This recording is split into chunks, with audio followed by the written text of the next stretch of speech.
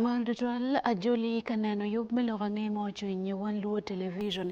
Ania sande Akumu tini chari onendwe abir midremi abir bene imwaga ali bario pier bichel ento kongwa chaki neno uye medir kadengwa diuche no mete kore man aye Wan Luo TV. Luti tabiro meot moko chek milobo Uganda tini guchero nyim kot maliweni kom chamchana kaneno kit mechako winyo piro ikomgi kine obiro ye Kristo bore ngat maono doro lokang'eya ma aki ot moko chek milobo man. Pero mapol futima onoro kum gangkwan Oribane Primary School Matiyo Kokoro Town Council in Maricha District.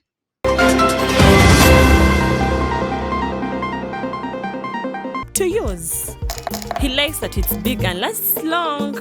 Anti-economy. I like that it keeps my skin smooth. Ate alina echovu. And the children like that. It smells amazing. Everyone is happy. Movit soap comes in 4 fantastic flavors. Movit family soap is truly soap for the whole family. Movit. All day confidence. Mori matek lo ange mocho inong mete kombeti kore kit mawari kwere ania sande Akumu man Wan Luo TV. Ngat maono chondor lo kompoko lo kangeot moko chek melo Uganda Kristo bore kidana becho ilmu kantin guchero inyim kot muloni kum chamchane Kampala kawinyo lok matikom gin joman kimagien ya chake mecha bet mane ko mecha mochena makar shilling billion piara biro maono tie padul sako meot moko chek melo Uganda kiloni Parliamentary Cooperative Savings and Credit Society Limited onyosaka yo machek man taken ko mapol makimor kum magetielo kum chamchana gamo chende yomo pore kidang bena nyuaro office yen ko makena pola tamati kum jomagi mawengi lo titmeot moko cheki lobo Uganda enim uyupo ne mono Kristo bore ayono birngat madolo kum malok meken makar ke wo makar ke at poko lokang'eya madit melobo Uganda man ot moko chik kawek do kat wogo bolwak mageti anyuel Uganda kimokene mageti wogo ni en oinyim kot mati Kampala tini kaneno lok mati kome wanen kong report man eyub melokang'eya mochuin.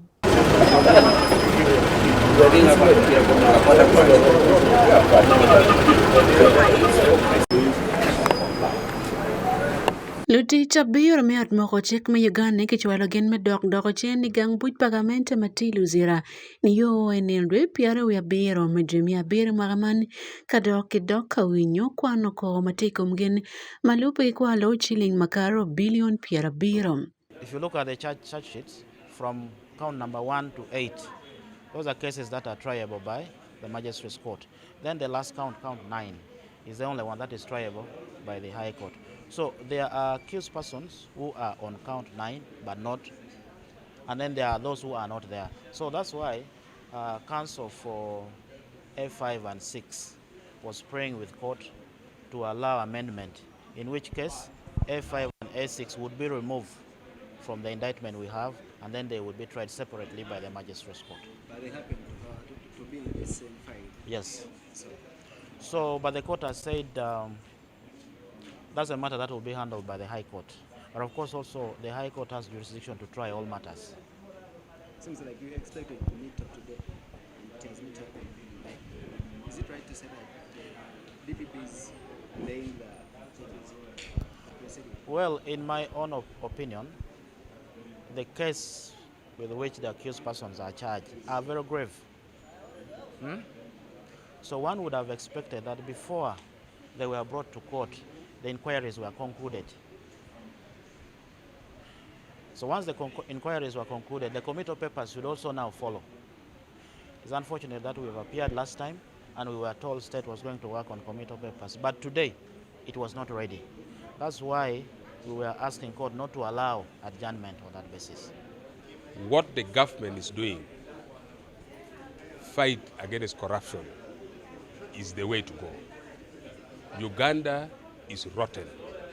We have so many thieves who steal with impunity. This is the way to go. But unfortunately, there are other people who are suffering for no good reason. Because what was happening in Parliament, the former speaker was using some of the staff of parliament in which she could wire money into the account of those staffs. After getting that money, you must carry all the sacks of money and hand it over to her without picking even 1,000 shillings. So they were just used like a conduit. So they are just suffering now for no good reason. Ngat makoro man tiwing en madong nyiew nyalo ye Kristo bore ngat mono doro lok ma akiot moko tek melobo Uganda dak bene kubu kin luak en ki office acheli. Mokene aye Daniel Adilo mati director mano neno lokom choelo tich Leonardo Kema executive secretary I office pa speaker Rajab Kaya Semalulu noti principal research officer Emmanuel Okuyi Emeron ti principal protocol officer Mokene aye Vincent Otebata mati capacity development officer Kidong methods Murebe maono tila dit malo dul masako paot mokochik melobo Uganda. Jo abiro man kimor kokom gien kachil ki Stella Itute maono tingat madloyo matila ditich ite dul man office pa sergeant at arms I parliament makoma bero pereti ni court penal report pa daktari uwaini mono en patika winye mabe ikit meyot kome. Hikare mawinyo lokti ni ngat matika telo wilupilu pagamente Daisy Achio omiyo ngech board court molweni kom chamchana man anti-corruption court ni mono kwed otika waranyim ikom koroni ini. Ladit mabero kadoro piro man grade 1 magistrate Esther Simwe ochwala gin mabiri buch pagamente pitutun ni uwininde piro wabiro mijomi abir kadok duguchen kakwano koro matikom gen. Joma ne kogo tikom gen ni gutimo time chamchan maperwate ki section apaw ya boro bure me ane kidong bure me ariyo kime adek me anti-corruption act kikelo achar merwenyo pachente mati man setor section apaw ya bungen bure me achiel en me penti kachili. Mapod kimeno bene kimor kogo minywartich kilimi wigien matoro section adek bor me ban kidong section A me bore 110 bungwen kidong 110 bungwen bore me achiel pag chik makiloni anti-money laundering act. Kakoro mogadani gutimo balman ngat ma otimo bal me chamchana bere buch pi mwaka pawe ang'wen onyo bene chulo fine me chiling milion 5 tona bier ka pere tuwe ariyo duju. Kelo achar milim kelo buch me mwaka pawe ang'wen kadong ngat makene oni otimo bal manada kong bene po mioro bede office pagamente moke ken pi mwaka pa weny no mere kompot mati wiye. Kadong timo bal minywartich kilim kelo ye buch mwaka pawe abich onyo bene ichulo fine me chiling bilion 2 kapere ituoyo bene ariyo duju. Lupiro pagamente waini mone kindwe 100 imwaka alibario piario ya dek kidwe 500 me mwaka eni ki parliament obore okwalo chiling bilion 2 abich kidong mano kwale ki parliament adilo gen ke okema okwalo chiling bilion 14 tona abichiel ki abdek tona 4 kor kikore weny en ikare ikin kar maromeno. Semalulu kotine mono kwalo chiling bilion 2 tona 1.7 kadong Emeron okwalo chiling bilion 1 tona 1. Itute kotine okwalo chiling milion 75 kadong Otebata en kotine okwalo chiling bilion 5 tona 2.5 en ikin kar maromeno. Chente man wenke kwalo kar majumagati doro office mapat pati parliament kidong mano bengetika doro office padul mesako mayot moko chek melobo ni ini. Malupe kilok palupiro pagamente jo eni koko tikom gini ya gikene okelo achara milim ma okelo achara wil me chiling bilion 70 tone ariyo bod kamente melobo Uganda. Pelo ang'e mochwiny e Wan Luo television Ania Sande Akumu. Lutele ruongi mopat mati lobo man gutieko chekol telbe biemene ki ilo malo kompone ya chuli man kwan uweki il malo lokom donlo matu bieni komal melobo Uganda ni woki ponye. Ikin juma kolo matek pilo komponye kumala yeti ladit Archbishop Migulu Archdiocese man Raphael Pimon Wakorach kidong ladit la chudwa machona ambassador ulara tuno makaweni mono kwach maro meoche bolo telemaya chuli weki tika chel me ilo malo rome ponye nyokwan eni kumalume lobo Uganda mai karmanti kin kaber modong kwanti en nok loy furu dong eti kin gima pol mamergiti wakidong ye rome kwa padan wakiti kumalume lobo Uganda mandu twale ilobo acholi wati keman kibot Johnny Sani ujaga John entila choch pa Wan Luo TV mati lobo acholi. Hosanna, Hosanna, Hosanna, Hosanna in the highest. Lobachuli udong chen ka udoke lok mekwan mameroni umior krip ching kenen kid makiromo ilo kere kwan ilobachuli weka beru wa udong ladit as bishop begul as diocese Raphael Wakuraj Pimon okaroni lok mechan wego rom mekwan udok chen ilobachuli dok ni lutela mior guripe meneno kid makiromo ilo kere kwan ikaberu wa ipeko mechan mawaneno ni ode mapat family mapat pe gitwero chung mechwako kwan palotino gi itemo kene aitenta government mechwako mach we kwan ubed maber donga kwai chala te kwan iket kim priorities mitie kwede tela meri meneno ya lok me kwano ile malo i district megulu pingo loka roch lobo petwero time ke kwano rem anyim petwero bed maber ke kwan maber pe kwedwa olego ni kwana ye ongero konywa Kidmeno bene ambassador Dr. Olaro Tunu wajoni mana yikare me ilu achuli malo iyo mekelu don lobo mari piman tutela mier guripe ilok me ilu kwan ikaberu man ikinje mano wego pajo wa yille malo karamo karange ya ye kwan wano punye me wang oki jekal Quiri me annually kadong wachiro wa powi or kilat pamono man kumbedi dong tuchu porowo. Ping mo ke ken kuro me primary, secondary, university, nyingudong pereye, chumira watiyo ki kwok matino. Merocho kwan watiki tambu mo toro nywa kwedu merocho kwan bod wakaj we guru district. Benamba cheli lok me kwan ruom dushu Lutela kiwajo ni achule mete ni umiero ki roch lok me kwan pien kwan aye buwego kaberu wadon ingi lueny ma uberu ya chuli pimwaga makaro piari okulu ni pi Wan Luo TV Johnny Sani uchaga chon igulu district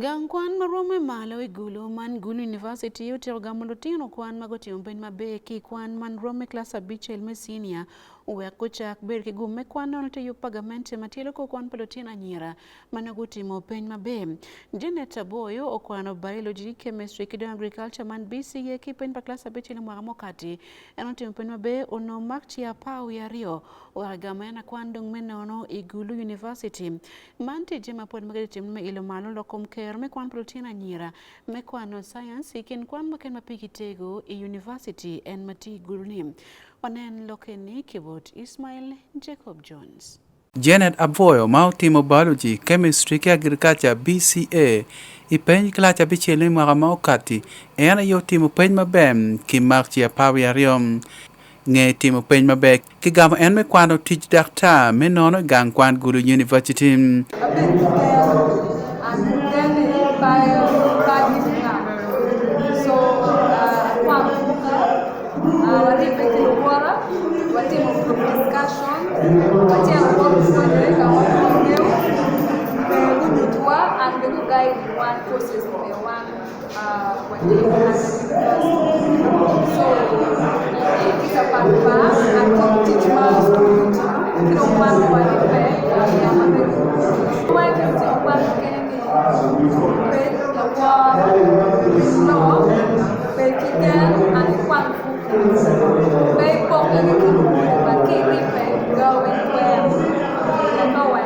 en ki gam en me kwano bachelor me science i pharmacy i gang kwan guru university aboyo wor gen ki minne field ajam mao ji o chin lu tien kwan mo ken ni o mier gen gu bed ma chin gitem kede bed ni gen gitie ka wo ki pero me no chente me chulo kwan chung ki bu ka chen amar school ma matem an ko ma lo ne pa kwaro ba en ta ma ko kon kwaro ye matem en wa ma dai ka me mon kwan ko do ko kwan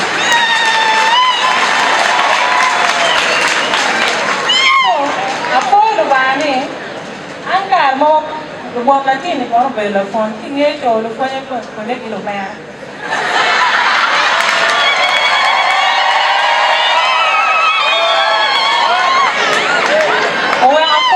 si makoni gamete ukile wa mon ka dira si aku ina da ya dira si pa mon be ya tere o apina kere we school en wajini meno pero me chente o weko nyaare o non miro weko kwan woko pianni ke mar duoko en pajo kar ki kar pe loka chul Irene mwaka haidi me gang kwan guru sina secondary school o chike me miu chim madiet man aipan kia voyo icheng bar jatin. Girl was with us in O level.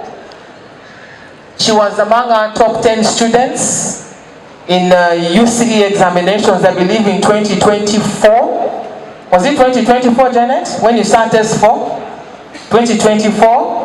She's among the 10 students who are therefore given a bursary. For us here, when you sit senior 4 here, and you're among the top 10 students, you're given a bursary, you can study for the whole of A level free, for as long as you defend that bursary in senior 5. Senior 5, you must have at least good results for you to be able to continue with the bursary until end of senior 6. It is part of what has been helping us in retaining some of our good students who sit and pass in O level, and then they want to come back here in A level. Ikarame yuba chelli me duako foch kia voyo, lutela mak yergi pichikul man benego gam ofiji ka lutela machon benego weko ofiji megi ikarma lutela machon gutenyo ofin. So I'm going to request that you, the student leaders, when we have the new incoming, when you have the induction next week, we see you now getting into full gear, into executing your responsibilities. Okay, so we thank God for you, and thank you for offering yourselves for leadership. We expect a lot out of you. Francis Okot mati won kompalo tieno kwan mago kwan chon gang kwan guru university o chieke me mio bon turo ario kilo turo dilo me chikul man nge geno bero tera pien pagai kwan chinia me gulu city mwakaman yo bero champion yo tera me turo dilo me gulu city mwakani mi jazi sense ario me chala de kwan ma ba kai bero chala e choko tui bojo magete kilo mutiano kene ma kene ko wanyani dia no lo support pa jo de wo be ma ti ko ni ne ala chen lo ko ya ta wa Wilbato Pio Matila Konko RCC Megulu City Dak Loy Kabir Melaro Peje Division Mao Beru Wilma Wara Omio Tam Kiloteda Palotiano Kwan Mirgen Guket Nera Megi Itelam Kere Wange Tiako Kwan game. You are not going to stop your leadership here. Go out there and lead people. But one thing that you must know, to be a leader, you must lead yourself first. The way you walk, the way you eat, the way you talk, in all that you do must have some element of leadership. Because the leader is somebody who shows the way, somebody who guides people, somebody who says this is right, somebody who says this is wrong. So in one way or another, you are a leader by design. Opio nyalo tieno kwan ni lobo Uganda food gi pere kilo teram magi par pi lobo game mwara eni gang kwan guru university ugamdo tieno kwan piera bier wi abin mago kiko kwan ma megi me klacha bichel ki gang kwan guru sina secondary school metimo kos ma pat pan gang kwan guru sina secondary school gitie kilo tieno kwan aliba dekya paw yangwen Ismail Jacob Jones pi Wan Luo television Egolo City.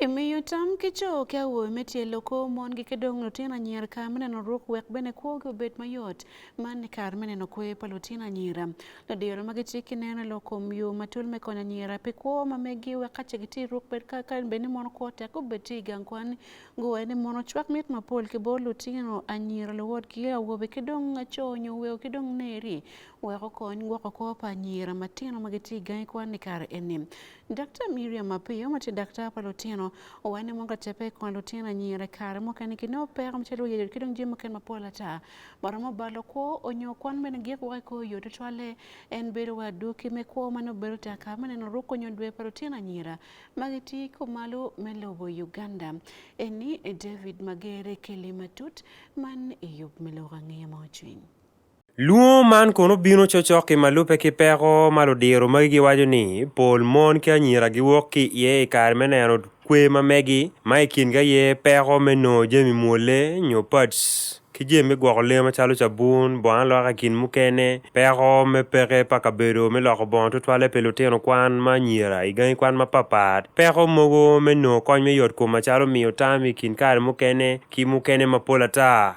Dr. Miriam Mapio mati Dr. Palotino, pediatrician. Ikar me miyo tame lokman kono waji lutina nyira. Miro gwok mati tutwale magen dongi tika loke me a ki latin me dokdan ma dit. Wek ikar magen ginero kwe mambegi pego bedgi pa ma pol. For our brothers, for our fathers, for our teachers, for our husbands, you are not spectators today. You are our teammates. Buy the pads. If your daughter, sister, or wife needs pads, buy them like you buy bread and soap without shame. Build the toilets.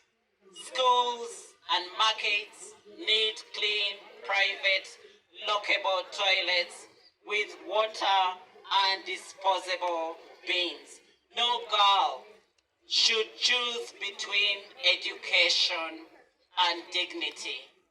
I am who I am today because my father took the responsibility to ensure I get an education in dignity. Speak up. When you hear a joke about she's in her periods, that's why she's angry. Correct it with knowledge. Menstruation is biology, not bad character. Prudence Monica Apio, dan mador dul magiluoni Haworth Foundation, magi yabo tong pitielo kwa nyira magen giberu ki peko, ikar mano, gineno dwe mamegi, onyuro kitner mamegi, kono tero kit magi tiyo kweri ke lutena wobe bene, meneni oloto, giloko tamgi megwaka nyira. Very good. Polkar i lim wai gangkwan, ka wachiar gangkwan mo ki ken, pi wa weka wobe wako. Waberu ki kare, mi fonyogi, wek gen gubed la gwak anyira, aye. Kiani awobe gi tie ki tij mabe mier gutim, mi neno ni ki promoting leo tutwale pa anyira te kame kwegi. Ikine mogo lok mi chimu tok eni. Ka bon pala tena nyao bale polkara wobe yengo chimu tok eoni biunu nywa eoni biunu ngo ki bora wobe. Chidong polkara wa logo kia wobe wa mentoring gin be wa wadi gi tijango magen di twertim ne wek gen gi gwak lutena nyira eni wek pegi mi gi lewi mi ki gangkwan kano bon pa ngati mo bale Kipaji kono, wege nero umegu madon, nero eni futini ya chulika. Pero madong tie tutwale ya chulika eni ki neno wachini kwe oberu gen chilo. Chamu kene be ki neno wachini kwe oberu gen mama miero peki lorye. Makun tena ka in wego miero ye latina nyaga ubin ben o opening o mingo ulokiri ka gwa anti pero eoni.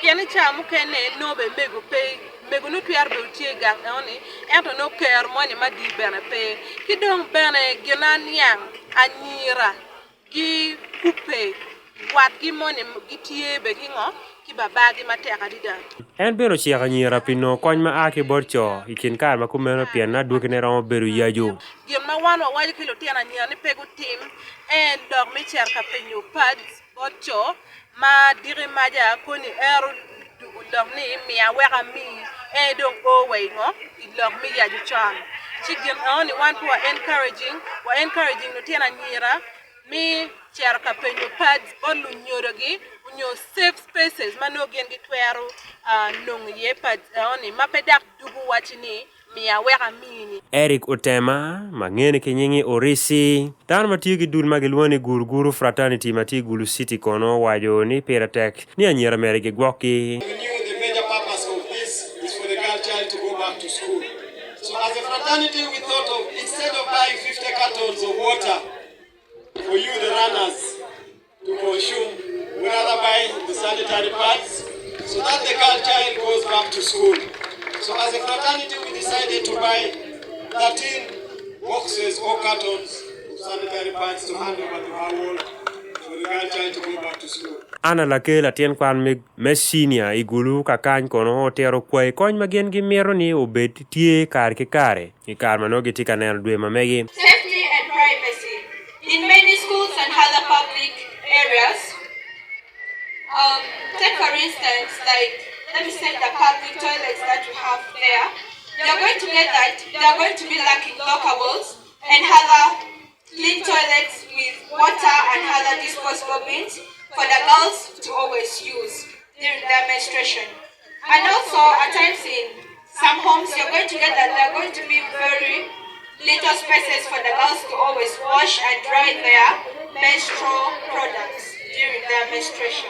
Inoni Dr. Apio kono beno tero bene ni Lutina nyira miero ma Kingeo pek matiye miyo tam igi kar manogi nen ruk Yana duke me ruk bir ma papar mokere kiene tituo Arem ki pa ma pol. And then had to take these young gentlemen through what women go through every single day in order to make sure that they are able to show up.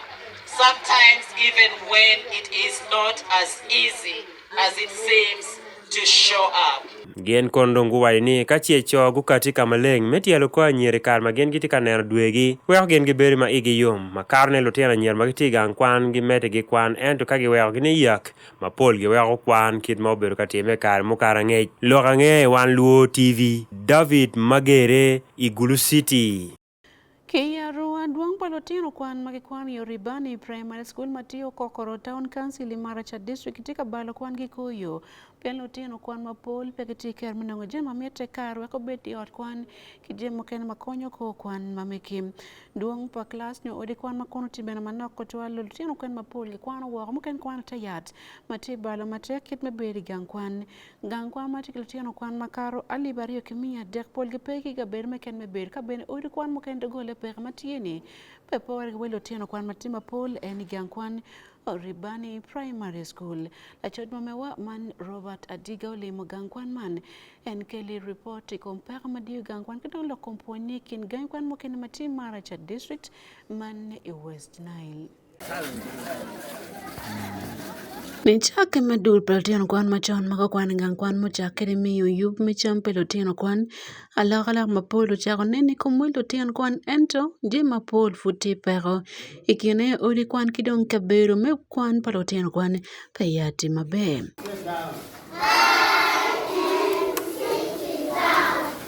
Gang kwan mani kana tikilo tino kwan alibario kimia dek magitigi odi kwan ario ken kidong man komme bedo pelotino kwan gen mia chel ke piera bungwen wia bor kigen. Ikom kan lutino kwan makaro mia dek ribot kwan achele ken ka lutino kwan apa wia rio omier ko bedi iwi kombedo onyo desk achel kigen. Karibet ni Ribani Primary School guchopo pero me lokom ke kini woki mi nyora pelotino kwan lutino kwan omete matek mati boy wa kerpa gang kwan ni woki lokom mi puny maoromo kidong jemo kene mapola ta.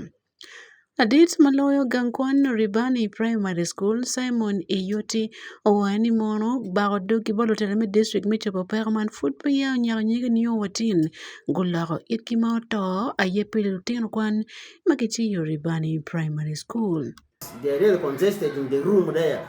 So at times when the sun heat is strong, at times we take them and they land outside under the shade. Immaculate Chara latin kwan ma kwan klas abir gang kwan ni owaye ni mon lutino kwan do ikar man peketi ker manongo kwan yo mapore pien ni mon lutino kwan dure be koma chele ya gikne kwo penti mapol pien ngat maneno chot pola wore ichao metimo pen labo kera yela mo kiken. Are not enough and the classrooms are also not enough. In P1 we're having more than 200 children. Itung chien la puonj achiel le keno miero puonj lutino kwan miya ang'wen piro abich manego gore malupe gi Dr. Valerie Matua matiyo ki kin lutino kwan mapol magitiyo we konyo gi nodong tek pa puonj ki kwan ti gang kwan ni pimete pa wel lutino kwan. We're using in the class like desks in our class are not enough. Pupils they are overcrowded. There are no spaces for us as a teacher to go around to check their work. Moses Obeta won Kome School Management Committee ma Ribani Primary School owani mono ikare machon muchao do ang'e no welo tin kona pol go weho kwani ko yo ente de kare man gudugula wachil owero jimiti mapol moloko dogo nok. There are always votes in the district budget for construction of new classroom blocks. We pray the district leadership through the office of the district chairman will be able to look into this challenge and be able to construct new classroom blocks for urban primary schools. Ento halon ne ben ne Driaviko matila man council machung pio Kokoro Town Council owani kibinyam lok mateke but council pa district wa kunene kimiyo pera takoto na yupo choron kidong jima ken mapigi tego mamite en igang kwan plutino kwan kiloponye Meribani Primary School. It has happened. I took my time, I went to that school, I was blaming the administration by allowing Northern Umbrella to give them toilet in the classroom blocks. Because one thing I know is the priority in that school is the classroom blocks, not the toilet.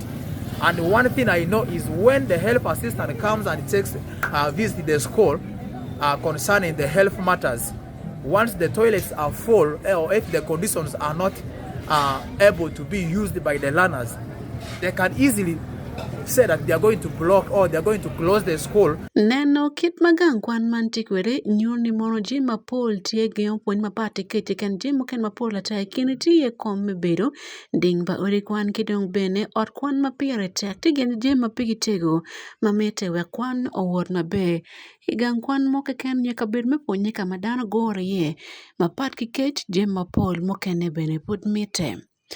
Pelogang'e mochwiny e Wan Luo Television, Robert Adiga, Kimaracha District. Kawajero ilokom tugulutiano kwan machon go kwano e gang kwan makiluoni mono Bishop Angelo Negri College gang kwan mati Gulu City geno chardul mayo machek kiluoni mono banko go bere kero mayo popo nyoman piem odilo pelutiano kwan dulwa part gen piru wario mago bere ki piem gang kwan ni enim ikeno tien kwan mako loye belutiano kwan makwano kin mwaka alu ka par dekeda para bichel magen loye piem pelutiano kwan machon makitike mirma ilo ma rome tuko kidong ponye igang kwan Bishop Angelo Negri College matie ibadeke la ibe division Anthony Papira kele reporti kom yub metuke donan gitiningo en meyopo PM ni ene.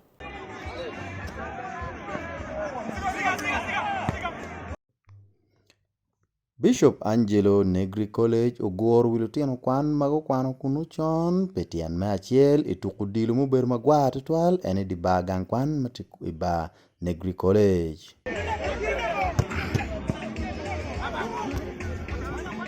Tukuman mogor wilutiano kwan mokwano chon ochake we mwagali bachiel kimia bungwen ki piara bungwen wi angwen paga o kerewe mwagali bario ki piara rio wi angwen utum mabe kone noni la loyo ubelutiano kwan mago kwano mwagali bario ki apa wi adek o kere mwagali bario ki apa wi abichiel. Tukuman mafuru goro wilutiano petiane me achiel mwaka tukuman utum mabe kone noni jo muloyo uberu jo makiluo nyingini la win champion magiano kwano mwagali bario kapa wi adek o kere mwagali bario kapa wi abichiel kon giloyo tukuman petiane me achiel. neno madit tieni yub me tukuman omero go wilo tieno kwan machon kibene gineni tukuman uberu mwaka ki mwaka an tukuman po mero bet pe gweno dilu ke ken ubet tuku mukene ko mapapato ko weng wekarano lo tieno kwan gineno kiti kupe kingi kadong geno weko school man Minegri College teacher Minegri College ufoyo tutwal jo mukero yub man weko tum mabe pieni cha mukene lo tieno kwan kadong utieko kwan wigi wiloro gang kwan magen go berie ento yub me tuku makite enini ene gor wigi kon dwako gi chen penipo pe gang kwan mano geno berie tukuni eni kono won komme la dit Samuel kila lup kware Balmoy Steven gen go chikeni gibi mete ke yupune pe mwaka duju we karano ogo wilo tieno kwan kon no gipo kere pe gang kwan mageno berie kere beti bene gen gitie dok tij mapapar pe tukuman tieni lo tieno kwan kako berie olo weko wigipo ingoma ubere ka time ke ot kwan kijidong bene gidugu kere ingoma time ke diba Anthony Papira pe Wan Luo TV lokum tuku Kadong megikune PM odilo adaman basketball makiloni acholi basketball league otiro ya gikine pi round me achele mauti metum jabit enim hikin team magoto tie Gulu Junior All Stars Basketball Club kidong watoto Sports Academy magoberti kerme PM dokwanen report ni kibot David Magere Tuku dila doa man matika time Gulu City magilwoni acholi basketball league dong la wala me achiel leo o ya giki mate lokene nuchu patuku man pi mwaka tuku alibariyo kipiru beach alibariyo kipiru bichiel matika wara nyimi dong tiko o ya giki ne man tuku me la wala ma achiel magilwoni round 1 yo chake kon wedwe ma dek me mwaka man kon team sapa gitika PM me laru gikobo mani tuku metien ma dek ni chake matuku manu ya pekere i mwaka alibariyo kipiru ya ngwen ino ipiem man kono tuku ario mado itum chabet man kono ukelu tuku mela wala ma achiel ya gikene man tuku motime ikin watoto Sports Academy kachiel ki Gulu Junior All Stars ino tuku meno kono motime ching chabet in the beach tab ki kaunda Liberation Ground ino ni Gulu Junior All Stars gen good dino matek tutwal watoto Sports Academy baskets pier bungwen e kumpier bichel via bungwen kaken ma wero Junior All Stars gulo tuku meno atira donc tiro tuku meno kono wero la wala me achiel nyo first round me piem meno o iya girene kari bet kid meno kono nino metuku mecha mela wala me ario kono gibi moko pier chochoke malope kilok ma aki bolo lodge me tuku man mala telwiga ye Derek Ogaba mati tournament commissioner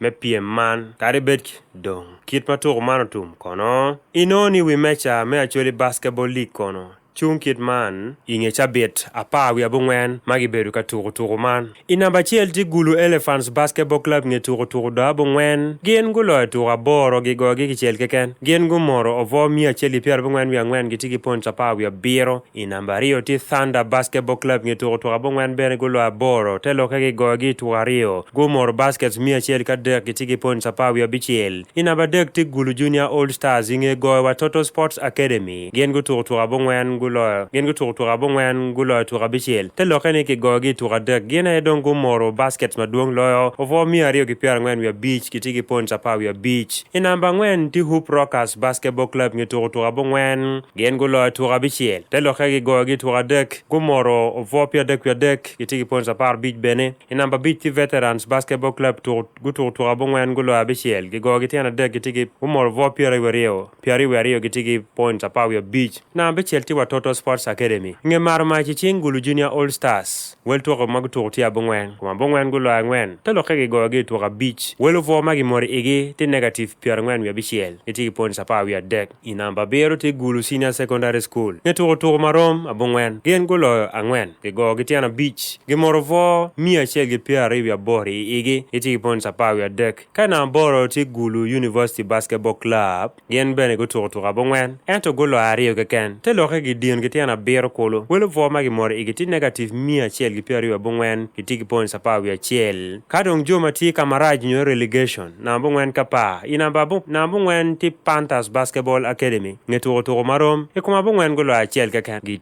Tang tiana bor kolum. Will forma mor igi ti baskets negative mia chelgi piara bor ya dek tiki points a pa. Kai number pa dong ti lera cities patterns. Mano food good on a pie man. Ye to abong wan ben golo ache lilang. Yenge go tiana bor. Will forma mor igi ti negative. One negative mia chelga pa we chel man baskets modonyi yo forma megi. Tiki points abong wan kaken. Lorange kom toure Wan Luo TV David Magere.